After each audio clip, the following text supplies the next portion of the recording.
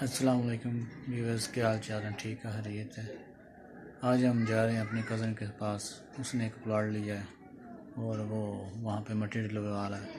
उसने कॉल किया कि हम हमारे पास आए, तो अभी हम जा रहे हैं। आज का व्लॉग उसी पे बनाएंगे, मिट्टी वगैरह डाल रहे हैं प्लॉट में, तो आगे जाके आपको दिखाते हैं।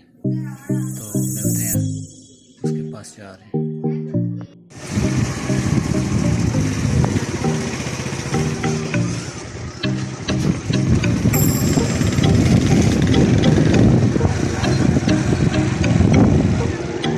मिट्टी पाना आया ही मैं चौथा दिन अच्छा, वो आया सामने आया ही मैं गल कर लगी यार सवेरे नहीं मैं मिट्टी पा सकता पशु पा लिया रेत पानी मेरा गल पा मैं रेत पानी पशु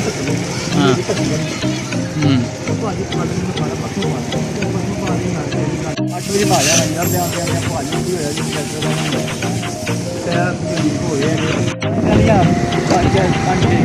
भाजी हो गया काम ते पांदे नहीं फुटहरी मिट्टी ऊपर डैम्पर पांदे हैं डैम्पर पे करदा के नहीं यही अपने लगी हैं जो डैम अपने पहले उन्होंने का वो लगी हैं। अच्छा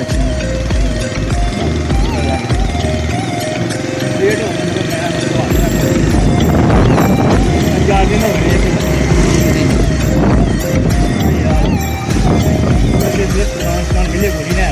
आहो वो लगी ना करना नहीं इधर बड़ा लाभ नहीं मिट्टी वाला लाभ जिसे मुझे पार में तो आइए पारा पे लगा ही अंदर वह ट्राली मेरे को भी कोई मट्टी लगे ना करने की मट्टी हां जो काम हो कोई चलना रह जाना ना है वो रह जाता है। हां ठीक है, चल पे जी मिट्टी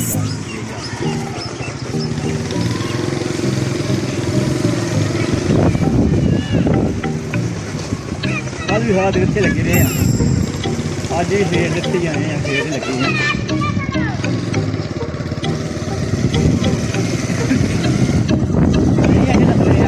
हाँ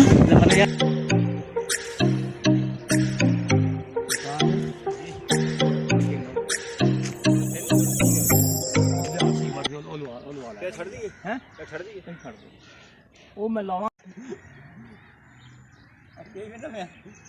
चढ़ती थी भाई और थोड़ी कते मिट्टी पाई है नहीं तो लभना नहीं गया किथे ने चढ़ हल्ला हैं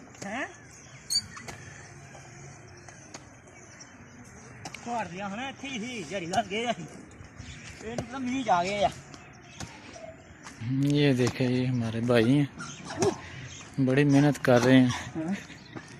ਇਹ ਕੀ ਮਤਾਂ ਕਰਨ हैं किसी ने किसी ने लगे नहीं, यहाँ पे वीडियो पे बना। अच्छा होवे ਉਹ ਕਾਸ ਰਹਿ ਗਿਆ ਤੂੰ ਮੇਰੇ ਤਾਂ ਨਹੀਂ ਚੰਗਾ ਪਤਾ ਹੁੰਦਾ ਸੀ ਪਤਾ ਨਹੀਂ ਕੀ ਹੋਇਆ।